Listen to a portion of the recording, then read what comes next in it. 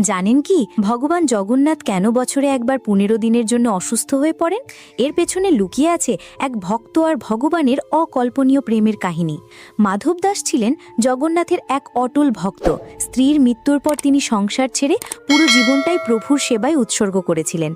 তার গভীর ভক্তিতে স্বয়ং জগন্নাথ বহুবার তাকে দিব্য দর্শন দিয়েছিলেন। কিন্তু একদিন মাধব দাস গুরুতর অসুস্থ হয়ে পড়লেন। দেহ ভেঙে যাচ্ছিল, তবুও তার জিহ্বা থেকে নাম বেরোচ্ছিল জগন্নাথ জগন্নাথ। তখন ঘটল অলৌকিক ঘটনা। ভগবান নিজেই মানুষের রূপে নেমে এসে তার সেবা করতে লাগলেন। দিনরাত মাথায় হাত বুলিয়ে রাখলেন, ওষুধ ও জল দিলেন, যেন মা সন্তানের পাশে বসে থাকে।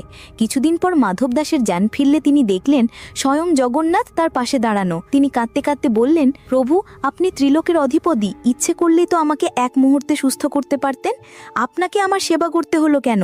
জগন্নাথ মৃদু হেসে বললেন, মাধব, তোমার এই দেহের